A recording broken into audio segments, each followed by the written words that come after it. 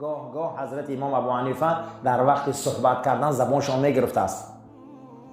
در وقت صحبت کردن زبانشون محکم میشد، تو تله میشدیم. بعد از اون میپرسیم که حضرت امام این چی سببه که شما گاه زبانتون میگیره؟ در زمان میده حق بدم مادرم در تاون نان میپخت، من بسیار گریه کردم. زنی همسایه در همونجا کمتر ساده رنگ بود، یاردم مادرم میکرد. زنی خوب بود، برآورد من یک کودک داشت. مادرم در بیرون در نانپزی اون نفهمیده و نپرسیده از کسی من شیر داده که در حال مادرم آمده که دیده که پیستان این زن در دهن من. مادرم گفته از صدای بلند قریب هوش رفته که تو چون نعمان شیر دادی؟ بعد از اون من از گوهرس بیرون کرده است و چلیکش در حلق من انداخته. من همون شیر پرتافتم گشته. از همون یک قطره دو قطره حل شده. همون شیر کراهیت داشته. گاه زبانی من گنگ میکنه. عزیز، این تربیت که فرزندا چراغ امت میشن. کنی خیلی اوچه امام بخاری را میپرسن، گفته مادرش گفته یگان بار بخاری را به طهارت شیر ندادم. یگان بار بخاری را به چی شیر ندادم؟ به طهارت بخاری را شیر ندادم. هر باره که بخاری را شیر میدادم طهارت میکردم، با پیستانام الهیده میشوشتم. هر یک 40 روز من یک بار ابراهیم خلیل الرحمن خواب دیدگیم وقتی بخاری در قدیمم بود. کنی مادرو چقدر ما تربیت ما ضعیفه. فرزندو دشوار تربیت، معلم گوش نمیکنن، مکتب رقم میتین، ملیسا اینو بزرگ شده. چیکار کنیم؟ سطح جنایت بلنده. اوچه غجده، اوچه ها غجده، اوتا دزیده آورده سای کجا حرام حلال نگفته سای. آخه این همیو میشون ایگیلی، این همیو میشون همون کلابر آدم خور، این همیو میشون آخه آدمای ناپاک و پلید. فرزند آدم خوب این چی نمیشون. اینا میگن علمی اصول فوندامنتال. اینا باید ما چیکار کنیم؟ شریعت پیش بریم. 13,000 حدیث هم میگه در پیش بخاری. 13,000 حدیث استاد گفت. بخاری یگان ورق روچکه نبرده بود. روزی پرسیدن گفت که یکون گفت اسماعیل جواب میتیم. حضرت گفتن که تو جواب میتی برای که تو ورق روچکه نداشتی در 13,000 حدیث. میگه راست که 13,000 حدیث از یاد گفت. با انسان ها هفته دیگر برای سنجیدن راوی‌ها را قیچی کردن. این 1000 تا راوی‌هاش قیچی کردن، در این 1000 تا موندن، او 1000 تا را گرفتن، در این موندن. این حدیثا را انانی خیلی غلاغلا انداختن. گفتن که نی بیایم همین خیلی حدیثا را روایت کنیم، قبیله میتونه مونه یا نه. حدیثای عبدالله و عبدالرحمن آوردن، در پولاد دوستی موندن، دوستی را بردن در ویا موندن. انا میخواد تلاطف کرده اینفورماسیون را. 13,000 راوی را در تلاطف انداختن. با آوردن خواندنش، خواندن. ای استاد میگه چشماشو پوشید، گویی خیلی من اذیت کردگیم، این خیلی نیست. گفتن چه خیلی اذیت کردگی؟ همین خیلی راوی ها را همش را گفت آمد، همش جابجا مونده، جابجا شد. اینا تربیت میگن او آچه به تورات شیر نداده. چه باید اون خیلی بدم ملکه هاشون؟ بعد از این گپ با آچه را جنگ نکنی. بیچاره بیان نمیدونستن آخی. حتی که فخر رازی آورده است که تفسیر این رنگ عالم خوابه. مفسرها را اگر تفسیراشون ورق زنی یک گپای گپ بزنن میگه خوب دیده سباشون و یک خدومتیه. این هم اخلاقه، این هم تربیه. خدا نمیخواد تربیه و ملکت میتیه. کلام خدا را تفسیر میکنی، کلام خدا را گپ میزنی. تو لابراتوریوم میشه برای قرآن.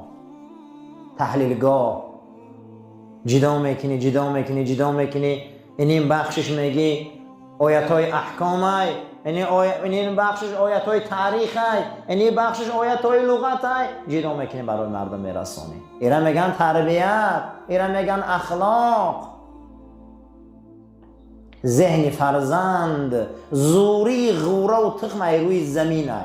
ذهن فرزند زوری فرزند روی مادر های. کسی را ذهنش پس عیبی و چشه، کسی کدوسره عیبی مادر شه. برای همین برای فرزنداتون مادر خوبی اوه، زمینی نغزی اوه. وقتی کشت میکنی فکر کن که او زمین زور باشه.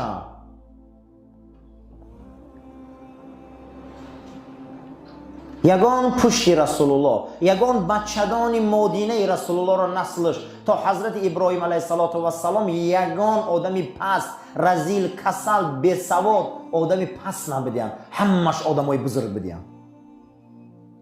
از آدمای بزرگ به دنیا می بیاین. سوم علم فقه. علم چی؟ فقه. این فوندامنت اسلامه. فقه از فقاهت گرفتن به معنای فتنت، زیرکی. معنی فقه چی بوده؟ زیرکی، پاکی. ایره میگن فقه به معنای زیرکی، داناگی. هر کسی زیرک باشه، هر کسی دانا باشه، هر کسی از بین آن قرآن و حدیث ها میجبه و تلقان و قیام برآورده برای مردم میته، ایره میگن فقیه. زیرک او خیلی زیرکه که وی میتونه که محکمه های سودی را در دنیا حل کنه، مسئله های اجتماعی را در دنیا حل کنه. ای ضمن آیه مبارکه قرآن و حدیث های گوهربار رسول الله. شناخت علم حلال و حرام، دلالت النص، ملاها میفهمن ایرا، اشارت النص، مقتضا النص، مسما مدلول. مسما چی را میگن، مدلول چی را میگن، مفهوم چی را میگن، مندرج چی را میگن، احسن چی را میگن، محسنون بهی چی را میگن. اینو علمای هستن عزیزان که اینا میفهمونن فقه. یک زیرکی خداوند در او مجتهدین میتین که اونها برای ما چاه میکنن. اینها را در کتاب های فقه میگن مستنبتین. اینا رو چی میگن اوشانه؟ مستنبتین. مستنبت از نبات گرفتن چاه کنه میگن. عرب چاه کنه چی میگفتن؟ نبات. یعنی چاه میکنه، خشرو میکنه، دهلیز میکنه، سنگ میتراشه، بنده میپرتویه، ستیله میمونه، اولین آب چاه خودش مینوشه. ایره میگن نبات، ایره میگن فقیه، ایره میگن مجتهد که سردار اینها حضرت امام ابو حنیفه. اینا چاه کندن برای ما دادن، اینا چاه کندن، اولین چاه های علمی را کندن. یا اگر ایدم اخلاق نباشه به این درجه نمیرسی، تربیت نباشه به این درجه نمیرسی. همه اینا سخنگوی اخلاقن. چهارم علم اصول. اصول نبینه، اصول، فوندامنت، متدیکا، قرآن، سنت، اجماع، قیاس، شرایع ما قبل منه، شریعت های پیشتره، مسئله های سد ذراع، استحسان، استحباب، عرف. اینا را جمع میکنی شریعت بنیاد میشود. اینا را کسای ملکه میکنن، میکوبن که اون تربیت گرفتیان، اخلاق گرفتیان. به تربیت یگان کس به یگان جا نمیرسه. ششم علم نامش بده علم حدیث. پنجم ششمش بده نامش علم درایت. حدیث و درایت بسیار علمی نازکه. حدیث شناسی کاری آسان نیست، بسیار این علم مهمه. همین قدر علمی نازک هست که حتی حضرت امام ابو حنیفه گفته است که من 800,000 حدیث رسول الله را از یاد میدونم. چند حدیث؟ چند قدر؟ 800,000 حدیث رسول الله را از یاد میدونم. با 5 حدیث عمل کردیم و دیگرش که عمل نکردم. چند تاش عمل کردیم مگه؟ 40 تاش خدیفته مذهب نساختم. دیگرش گفته قبول دارم قول رسول الله، من عمل نکردم. من عمل نکردم تاز برای که در یک راوی شبهه باشه گفتم عمل نمیکنم. 5 حدیث قدی گفتم من زندگی ما روز کردگیم. یکمش انما الاعمال بالنیات. نیت چی اومدی؟ با کدام نیت اومدی اینجا؟ نیت چی اومدی؟ انا من خودت ثواب می‌نویسم. یکم گفته به حدیث نیت، دوم بینای مسلمانی با چند نوع؟ با 5 نوع. سوم گفته حلال معلومه، حرام معلومه، شبهه معلومه. چهارم گفته مسلمان کسی را میگن که با دست زبانش کسی را غم نمیتیه. من این حدیث ها قدی گفتم از زندگی کردم، این حدیث ها را گفتم. 40 حدیث دیگه قدی گفتم من مذهب مروز کردم. حدیث شناسی بازی نیست. در کتاب امام بخاری اگر ما راویاش قدی روایت کنیم از زمان خودش تا زمان پیغمبر راوی ها را دیده از بخاری روایت میکنه. فلانی فلانی را دید، فلانی فلانی را، فلانی فلانی را دید، فلانی فلانی را. این 200 سال بعد رسول الله های. فلانی فلانی را دید، فلانی فلانی را. رفت تا پیغمبر روایت میکنه. اینا میگن محدث. امروز میگن شیخ الحدیث، هم بسیار آدم را شیخ الحدیث میگن. یک حدیث از زمان خودش تا رسول الله برده میتونه. وای محدث نیست، وای چی محدثش مونده وای؟ محدث بخاریه. محدث مسلمه. یک آدم را داریم در دوره خیمون که از زمان خودش برای حدیث بر رسول الله رسونه. ما نداریم خیلی آدم. درایتان نداریم. با درایتان چی را میگن؟ با هر یک روایت کننده حدیث تاریخ میدونه. با تاریخ همون رجال میدونه، مردکارا. هر یک تاریخ میدونه. تاریخ های همه را با درایتان میدونه.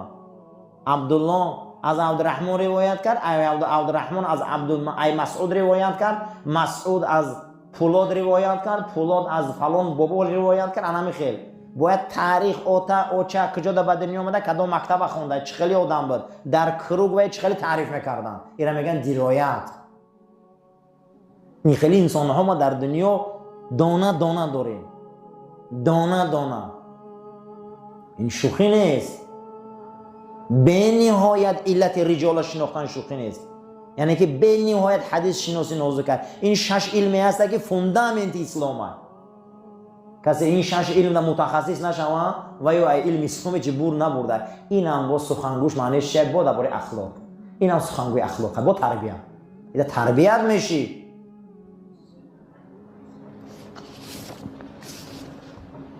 مجموعاً در شریعت ما 12 تا علمه.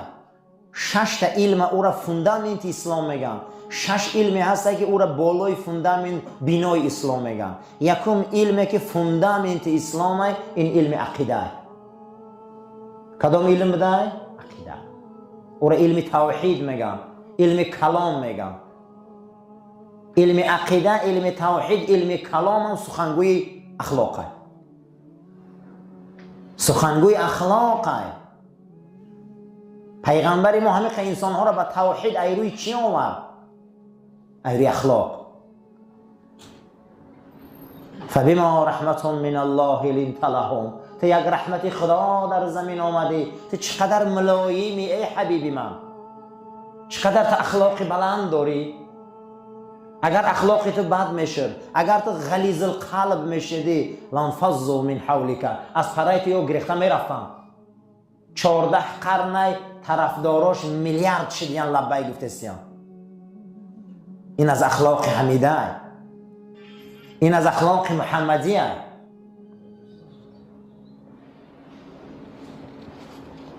یکم علم عقاید، علم خداشناسی، یگانگی خدا، صفتهای خدا، نام خدا، ملائک، جهنم، جنت، ترازو. یک مراتب فکر کن خداشناسی را. نحن اقرب الیهم من حبل الورید. من برای شما از رگای دلتان نزدیکم خدا میگم. کنی اخلاق. اخلاق که همیشه بیدار میشه. سخنگوی اخلاق عقیده میگه من در شما از رگای دلتانم نزدیکم. وقتی که وای از الله پاک از رگای دلم نزدیکه، شما در محضری وای بیادبی میکنی. شما در نظری وای بیادبی میکنی در محضرش. شما بد اخلاقی میکنی. دویم علم تفسیر از فسر یفسرو، تفسیرا مصدر به معنای اگر شما رفتگی باشه پیش انالیز فوران در دستک یک شیشچه میتن نامی او را میگن پربیرکا، عرب او را میگه قاروره، نامی او را عرب چی میگفتن؟ قاروره. روس او را میگه پربیرکا، ما میگیم که شیشچه تحلیلی. در او خونه میگیرن، در او پیشاب میگیرن، در درون یک خوره دیگه میمونن، او را چنان دور میتین. از او زردابی خونه معلوم میکنن، سفیده خونه معلوم میکنن، سرخیش هم معلوم میکنن، پیشاب نمکش هم معلوم میکنن، صفتناکی بادش هم معلوم میکنن، میگن تنخل کسالی. همین عربا میگن تفسیر. او اولیای خدا را روایت میکنن که حیاتاً کاری گنده کردگی نبوده است. فرزندش میبیاید در مسجد عراق مشک آب مردم میشکنه، مردم شکایت میبیاین که ولی خدا، ای علمای بزرگ، ای فلان تابعین، در نام صدقه بچه شما 2 تا مشک آبی را که از پوست بود قیمت بود هر دشه به تیوانه شکاف کرده. میگه خانه آمدم مرا گسیل کرد، جا بجا مشک خرید داد، بعد آمد شیش فکر کرد که من چیکاری خطا کردم که بچه‌م دیدستم. اسلامی ما را بینه که از کجا سر میکنه تربیه را. من چیکاری بد شد که امروز جواب شای بچه‌م گرفتستم. همین قد فکر میکنه یگان کاری خطا نمییابه. زنش فریاد میکنه، میگه زن بیا اینجا شینیم، این فرزند ایرو شکایت اومد امروز 10 ساله شده مشک مردم شکسته، این 20 ساله شده ممکن دیگه کار کنه. گپ زن من ترا انتخاب کردم از با تقواترین عائله ها، خداترسرین عائله ها، حرام ندادم والله، حرام نپشوندم، حرام نخروندم، تا حتی که حرام بو کشیدگی نیستی. این از کجا های؟ چی با فرزندی من خیشه؟ زن میگه در جواب که عیبی منه. گو سبب، گو این در بطنی من بود، من به باغ همسایه میگذشتم، زنهای حامله ترشی را دوست میدارم، من دیدم که انارا کشال بدن، من ده انار غوجیدم به یک خار انار همه ها را سوراخ کردم، آب شمکیدم، این در بطن من بود. این روز جوابش در جمعیت دیدستم. اسلام ما را بینه که تربیه را کجا سر میکنه؟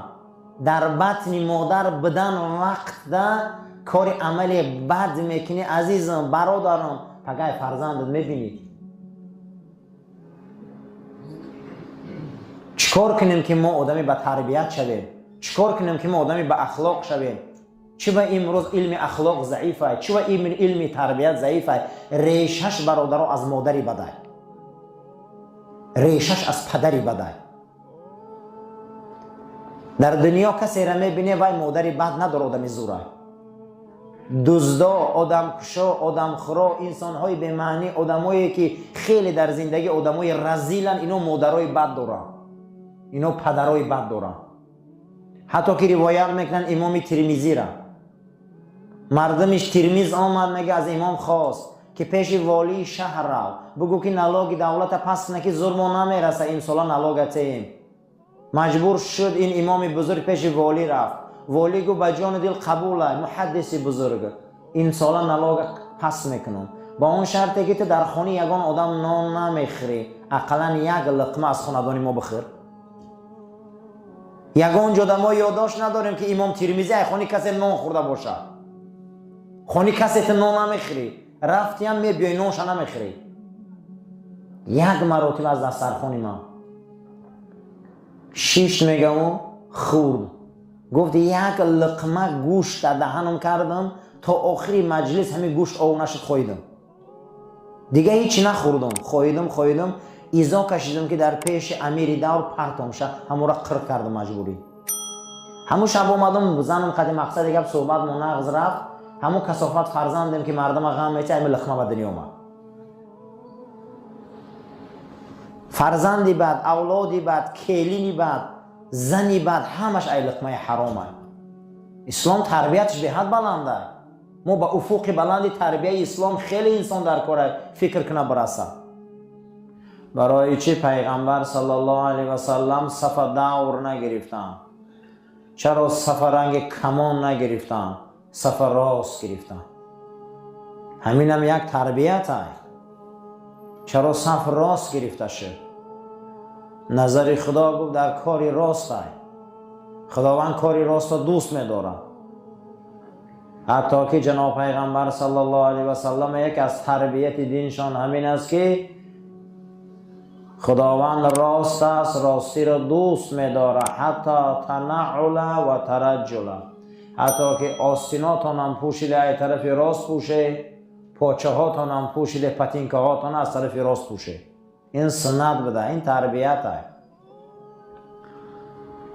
اسلام یگان کس اخلاق نمیتیه، اسلام فقط تربیت میتیه. اخلاق باید آدم خودش را بتیه. تو خود در خود اخلاق زنده نکنی، تربیت اسلام 1400 سال شد رفته است.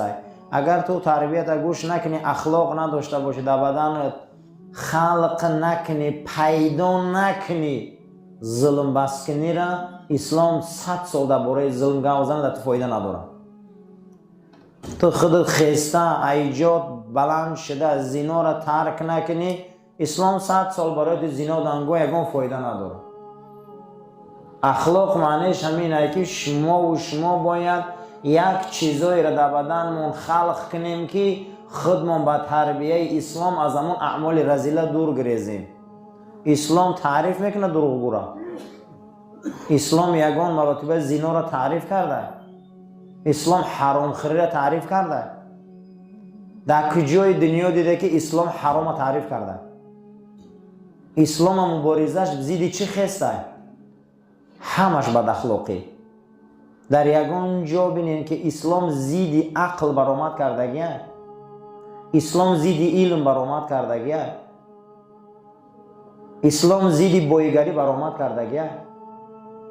در یگان جای دنیا یک کلمه ما نمیابیم که گویا که اسلام زیدی علم است. در یگان جا ما نمیابیم که اسلام زیدی عقل است. در یگان جا ما نمیابیم که اسلام زیدی تربیت است. برای همینا عزیزا برادرها، همین قدر موعظه میشوه، نصیحت میشوه، اگر تا ما در بدنمون میکروسکوپ اخلاقمون بیدار نکنیم، خودمون نآفریم، خودمون ایجاد نکنیم، به یگان جا نمیرسیم. قرآن ما میگه نستعیذ بالله لیس للانسان الا ما سعی. انسان به یگان درجه کمالات نمیرسه تا خودش تلاش نکنه. هیچ که هیچ جا نمیرسه، میگه تا خودش تلاش نکنه. رفیقی بد، برنامه بد، دنیای بد، کاری بزرگ بسیاره. ما رایران کامی برورن. برای چی نماز جمعه های؟ برای چی نماز های؟ برای چی 5 وقت نماز های؟ چرا مسجد های؟ چرا منبر های؟ چرا امر معروف های؟ برای اون که امروز ضرر زیاد های. به واسطه این ما خودمون راست میکنیم. اگر منبر نباشه، اگر دملو نباشه، اگر ادبیات نباشه، اگر صنعت نباشه، اگر ادبیات و صنعت آمده ما رو صنع نکنه، نسازه، دوزانه ها آمده در تگ منبر نشینی، چهارزانه ها آمده در تگ منبر نشینی، از او برنامه های کجله‌ای که کردی اونها را خطر راست نکنی، چرا جهنم نروی؟ اینا تربیت میگم. بسیاری انسان های ما خیال میکنن که تربیت ایامروز زنگیری به سر میشوه. بسیاری انسان ها گمان میکنن که تربیت امروز نبیردار شوی به سر میشوه. اسلام میگه نه، اسلام یک دوره مجردی داره عزیزا. حتی نطفه را تازه کردن در اسلام از واجبات ایمان است. کدام وقت نطفه را تازه میکنی؟ از روزی به بلاغت رسیدی. از 12 سالگی تو میتونی که اکنون تربیه اختصار کنی خودت.